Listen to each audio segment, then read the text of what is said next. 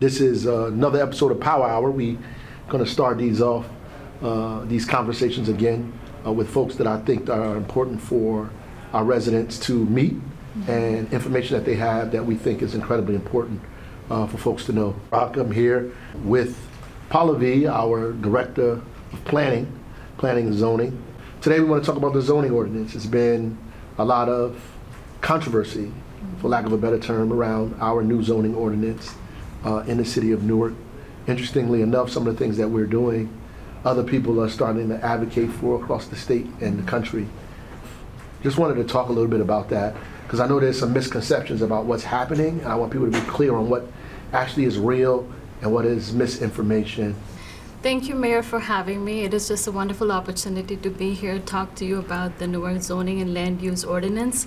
What is the zoning ordinance and why do we have it, right? This is a municipal a land use requirement that every 10 years a municipality has to update its master plan and the zoning ordinance. In the past 10 years, a lot of changes have happened, right? That have impacted people's life. In some cases, it has upended people's lives. And I think that is why it is so important at this point in time to look at the master plan, to look at the zoning ordinance and see how these two things that go really hand in hand can have a better impact on the lives of the people. In a simple way, what is a zoning ordinance for? Like, why do we need that? What is it for? It basically guides the development, right? Right. It determines whether you could build a 3-family house, a 2-family house, 1-family, commercial, all over the city. So yes, it can. So yes, it's about how you or where you place your housing, where you place your commercial, where you place your industrial, and how you build them. What are the standards, right? So Newark is very diverse, I have to say, compared to other municipalities, because we have our legacy industrial uses and parcels, right, that have been historically just industrial uses from way back then when Newark was happening, right, along the Passaic River. And we are fortunate to have a multitude of housing types. You know, if you look at other municipalities, all they have is single family and multifamily. But here in Newark, we are so fortunate to have a multitude or an array of different housing types.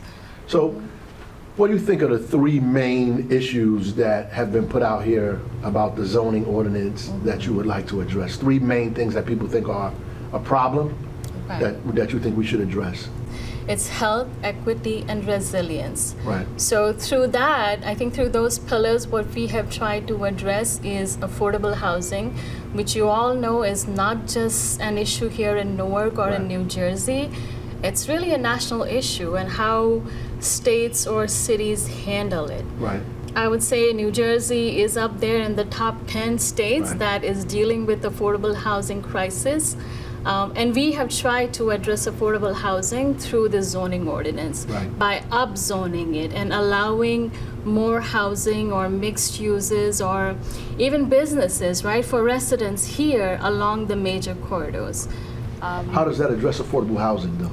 So the way that we designed it is that we have our inclusionary zoning ordinance. We had put it together. I think Newark was probably the first to put it together, and ever since it was maybe the second. Yes, sorry about that. That means if you're building 15 or more units, by law you have to provide 20% of those units that's affordable. And then there's different tiers, so we meet that housing goal or the affordability. Plus, if you build more housing stock, it kind of stabilizes the rent anyway. Yes, that is so true. You know, there is this misconception that when we allow more housing, it really doesn't address the affordability, but then supply, demand, and prices, you know, we all know economics 101 that if you constrain the supply, and in this case, if you constrain the supply artificially, and it's not there, but the demand is high, the prices go up, whether it's rent or housing prices. So supply is needed to address affordability. We talked about the inclusionary zoning ordinance, which requires developers to put a certain percentage of affordable housing or affordability in their projects, in their development, right? And I know there's a lot of discussion and frustration from Newarkers about the access to those apartments. So what are we doing to kind of address that? So New Yorkers actually get first dibs, which is phenomenal because I would like to make a point, right?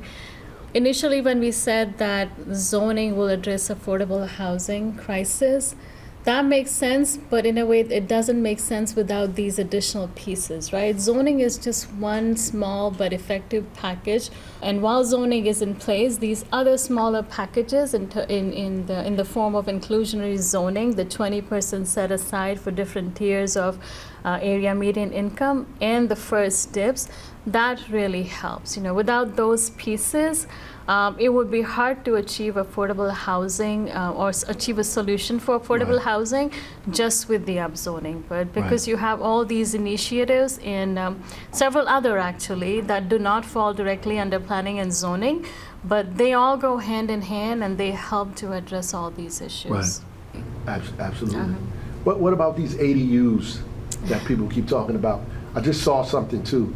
I think the deputy mayor sent it to me about the ADUs, about the state, folks asking the state to pass a statewide law addressing ADUs. ADU is basically accessory dwelling unit. Okay. It's just an additional unit on your lot, right? You could have a one family, and I would only talk about one family because in our ordinance we are only allowing ADUs, which is accessory dwelling unit, on a one family lot. Right. In Newark, the standard lot size for one family, single family dwelling is 5,000. So we are only conditionally allowing ADU on a one family lot. What it does is it allows for additional unit on the lot. It could be used by the homeowner. It could be rented out. If an elderly person is living in the house, their caregiver could be living in the ADU or vice versa. You can even have one of your family member who is struggling, maybe financially or health-wise. You can actually have them live in the ADU and basically be their caregiver, right? It gives you some peace of mind as well. Or you can rent it out, and that would provide an additional income to you. It helps for aging in place because not many seniors that live in one family have any kind of constant income. And that rent from the ADU will help them in the maintenance and upkeep of the ADU. When you say conditionally approved, what does that mean? That was a concern, right, among the community that now everywhere, on every single lot, we will see an ADU and that will not be adhering to any kind of standard, right?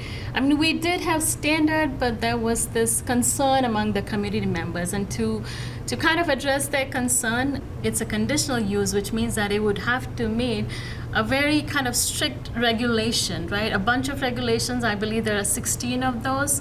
And for example, some of them are like, you have to have a minimum lot size of 5,000. It has to be owner occupied, right? And you cannot subdivide, because those were the fears. People thought that the site could be, the lot could be divided, there would be two different owners, and it would just be a mess. So we addressed that, and I think we did a good job about listening to the community and putting these regulations in place. Do community people on the block still have input in that? Yes, definitely, because it's a conditional use. It will still require planning board approval, so community will get an opportunity to review the project. If they have any concerns, they will be able to attend those meetings and just voice their concerns. So there will be no ADU that will be administratively approved, period. Right. Yeah, because people were saying that's the case. I saw something, and they changed it, that we were allowing, I guess, people to build any kind of commercial property in residential units that they wanted. They actually used the word bar, because that's the most dramatic word, thing they use to drive people crazy and insane, but that I don't think that's true. No, that's not true. Basically, the rationale here, right, is that if we are allowing for so much housing, so much residential use, right, these residential uses also have other needs, right, in terms of like amenities, and then it could be other kinds of services that you need on a daily basis. So these services need to be within that neighborhood where you have the residential units. Otherwise, you are just making a bad situation worse, right? That's why the need to bring in all those amenities. Now, some articles just chose to, mention the bar and other things, but no, there's a whole list of other amenities, right, that truly exist in downtown. and we want to extend that to the neighborhoods. But some of these neighborhoods have really been in a stasis, Right. and we feel that changing the zoning ordinance will help them to kind of be vibrant again and lively again. Diversity of stores, diversity of commercial, Yes, yes. that's there Yes. along those corridors.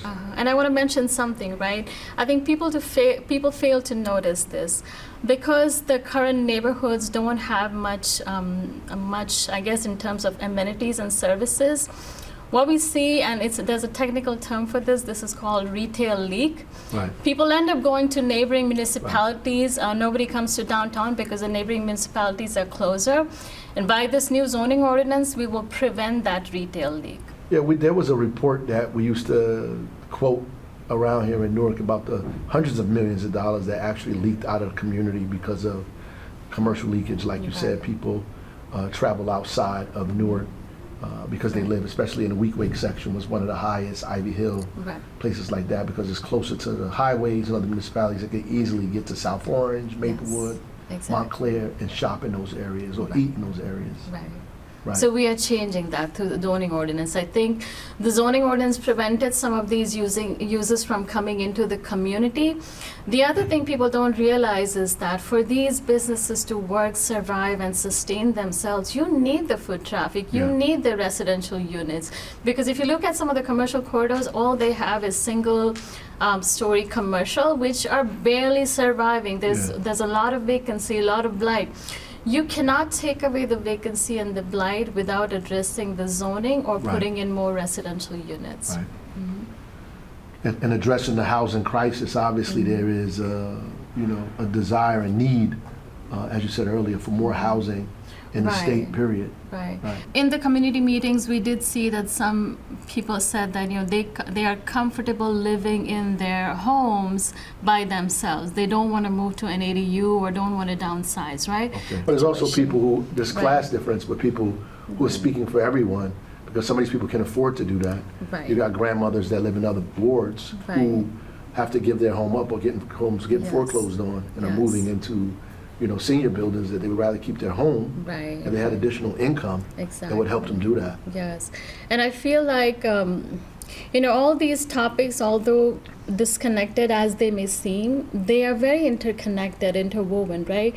Why are we so focused on affordable housing? Because homelessness is another issue, right? And Right. you cannot talk about these two things as being separate. Right. We see homelessness as just one face. That's very obvious on the streets sometimes. Right. People that get into substance abuse or people that have some mental challenges, but the face of homelessness is very varied and nuanced, and you don't see every face because it doesn't present to us in that light. But because one person cannot make enough income, or maybe their education level is not there yet, plus daycares are not cheap, right? Right. So that can also lead to homelessness, and once you get into homelessness, it is a downward spiral. If the city doesn't provide other kind of programs or policies to help those people, right? Maybe all they need is a little support during their trying times, and they're good to go. I saw some circulars that were being put out, even some social media stuff, some of them by elected officials even, kind of misinformed stuff that says that our zoning ordinance is for developers, that this is a pro-developer zoning ordinance and not a pro-people zoning ordinance. What would you say about that? It's for both. I think in our position here, be it city official or city planners, I think we have an obligation and responsibility for both. Because if you don't think about the developers, the people suffer actually, because the city is not in the business of building homes, right? Neither are other agencies. I mean, yes, some community organizations are doing a great job, but their scope is very limited. I think it's 1, 2, or 3 family at the most, and they are doing a great job. But what we need is more units and more types of units. We need studios, we need 1, 2, 3 bedroom apartments, right? All those are needed because not everybody's goal is to own a home. Some people are kind of just starting off, recent graduates. So since we are not in the business of, building homes, I think we do rely on developers, and it is only prudent that we consider their perspective as well and people's perspective. I think it's a win-win situation. I wouldn't just say that we are doing this for developers. If To be honest, we actually made it harder for developers by putting in so many of these sustainability features. Right. And I only hope that developers take a look at that and change their template, because for many years... What are some of those? That's all right. What are some of those sustainability features? So in our new ordinance, right, the development standards that we have mandate green roofs. Basically, these are just roofs with some kind of planting, but it goes a long way in terms of addressing the stormwater runoff and flooding in certain areas, because Newark has only, I believe, 8% of tree canopy, Right. and most of Newark, I would say up to 65% of Newark has impervious cover. Right. That just makes the situation really bad for Newark when it even rains for a few hours, right? Right. We recently had rain. I'm sure many parts of Newark flooded. So having green roof acts like a sponge. It delays the stormwater runoff. In some cases, it even prevents the stormwater runoff. We also have requirements for a tree planting, where it's really important that developers not ask for tree planting variances. What that means is that, not allow for tree planting. Right. I believe most of development can have some trees, and it would just add to the quality of life and also help address climate change. So Right. these are required now. That's excellent. Especially in Newark, people complain a lot about the flooding. Yes, yes. Low, Yes. we're below the water table in most places. So Yes, yes. that's those are excellent additions. Right. Is there anything else I'm missing that's you in a zoning ordinance that you specifically want to bring out? Yes, absolutely. We have a new master plan adopted in 2022, and as you know, very recently, we adopted our zoning ordinance, which is very much based on the Newark master plan. Because the master plan is a policy document, Right. and what really kind of has effect is the ordinance. So master plan really sets the policy as to how things should be done. An ordinance really kind of are the teeth, right? So that enforces things, that enforces regulations. We had never thought about how do we do this engagement that is really needed for the master plan remotely. It was a little shocking, but I think issues like this pose a different kind of opportunity, which we had never foreseen before. So we pivoted to doing things online, more things online, because Zoom. clearly, On Zoom. yes, Zoom, through Zoom. And I think that worked out because people that were at home and didn't want to kind of be out there among people, they felt comfortable from their home attending these meetings. It was really a ground-up undertaking. It Right. wasn't like, bureaucrats or government officials or even planners sitting at a table and making some recommendations. Right. Newark is unique because you have the airport, you have the port, Right. and so many industrial uses along the river, right? The previous zoning ordinance, most of these industrial uses were permitted uses. That means people could as of right, have these industrial uses. But we are seeing more of the warehouses now, and as you know, they come with a very large footprint, right? Right. So what we have done is all industrial uses, we have made them conditional uses, which Right. means that they are required to have green roofs. They are required to do rainwater capturing and harvesting so that they Right. can use it for land. Yeah. That also prevents flooding. We are also requiring electric vehicle site readiness, which means that the infrastructure on site for these warehouses or industrial uses, we need to have at least some percentage of infrastructure that will help with the electric vehicles. We know in Right. terms of trucks, we are not there yet, but I think the technology is around the corner, and we need to be prepared because there should not be delay in kind of switching to that technology. Right. And so also because it's conditional, they have to go to the planning board to get this stuff. Yes, the board is aware, the staff is aware that these are conditions that really need to be met, and what's going to help are the technical review committee meetings Right. that, according to this new ordinance, are required for certain size of development. So all that conversation with all the departments at the table will certainly be helpful. We are also requiring that, as you know, in the East Ward, there are some residential areas in close proximity to the industrial areas. Right. What we are saying is that, or what the ordinance requires, is a buffer along these areas so that I guess the residential area is a little protected from these industrial uses, so Right. that is a mandate too. Right. Yeah. So like a buffer would be like a wall or? We prefer trees. Trees. It's actually trees. A tree wall. Yes, a tree wall. Yes, a tree wall. Yes. Right, yes. no, that makes a lot of sense. Yes. Yes. For sure. So there's also been this complaint about parking. Let me just throw that in there for folks. There's always been this Yes. complaint about, there's not enough parking and we're taking up people's parking. Yes. Because we're allowing to do like a business out of their home. Right. So Right. So parking is a very sacrosanct topic, Right. but we will talk about it. Yeah. So two things, right? I want to first touch on the parking issue, and then I'll get to the Yeah. home business. Yes, the initial version of the NZLUR, the Newark Zoning and Land Use Ordinance.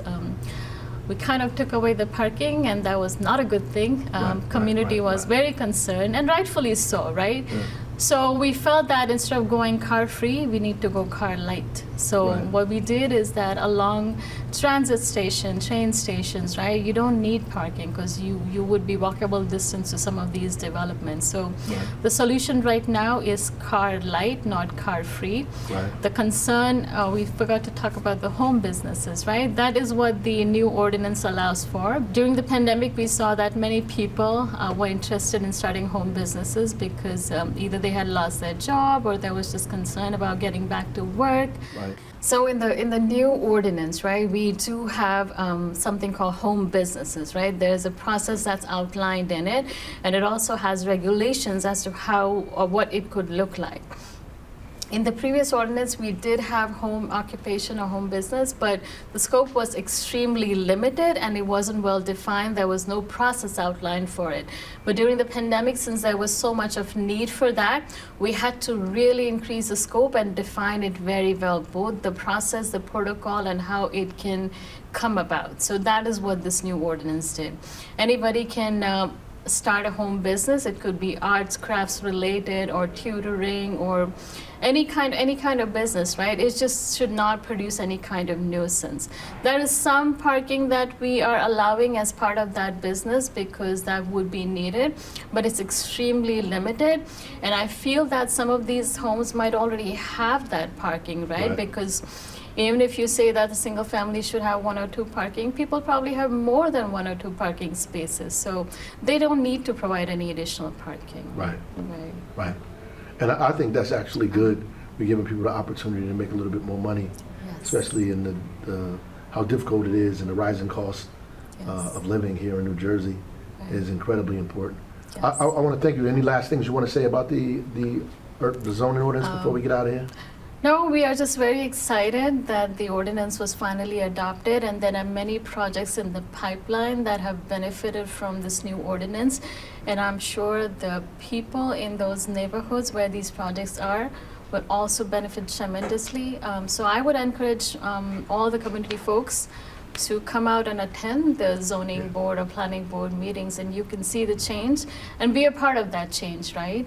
We value your views, so definitely come meet us or join the meetings. So I would say pay attention because we're going to have community meetings.